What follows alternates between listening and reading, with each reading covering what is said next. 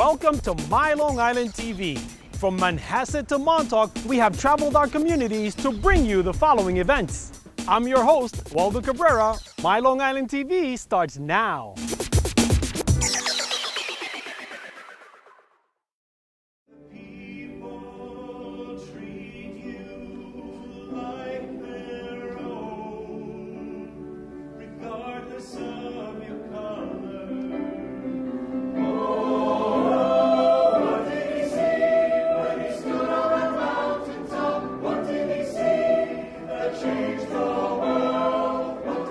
Today we're commemorating Dr. Martin Luther King, and we're commemorating his love of justice.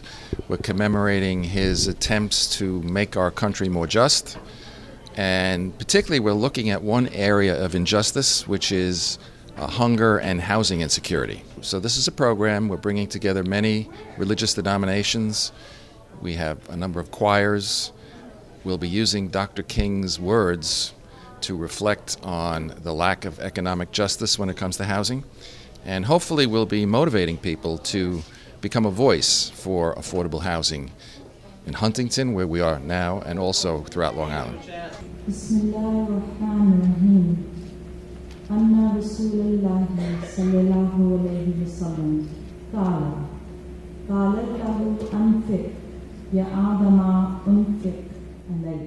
A lot of what Martin Luther King's teachings have inspired in me resonates with me as a Muslim and the teachings of our Prophet Muhammad. Treat your neighbors like you would like to be treated. Want for them what you want for you.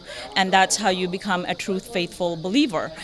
So I would like for people to walk away from this with empathy, to really open their eyes and realize that we don't have to go to a third world country to find poverty and hunger and homelessness. It's right here in our neighborhoods. I think it basically comes down to the power of your vote as an individual on Long Island. And our politicians can't change things unless they have support of the people. So we're hoping to educate people so that they can pressure their politicians to do the right thing. You have to come forward for the young families that need an affordable place to raise their children.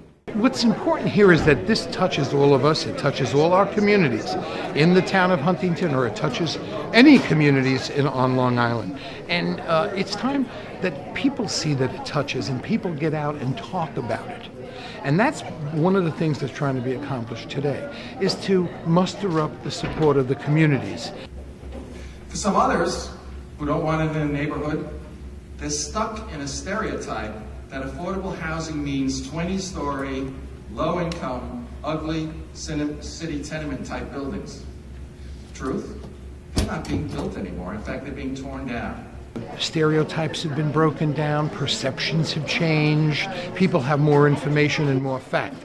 And that's what this is about, to give the facts, give the information out, so that we can satisfy some of the needs of these individual communities, especially from our young people to our young families, and then of course to our senior communities. There is a balm in Gilead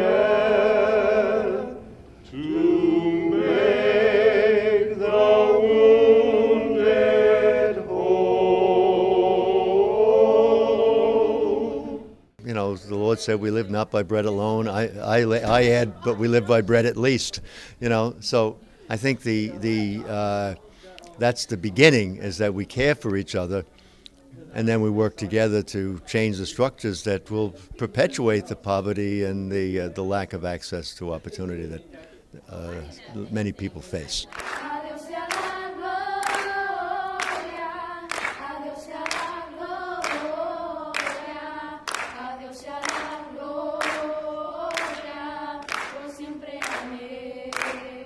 It's very important for us to be here as a Latino community leader in a church, and our kids did a great job today. They were proud of being here. It's an honor for us to be here today. Very important for the community, for the togetherness of the community. Thank you.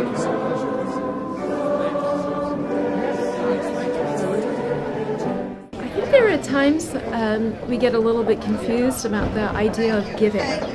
And one of the kindest things that we can do for one another is to simply acknowledge another living being by smiling at them, by offering them the love that is in our heart.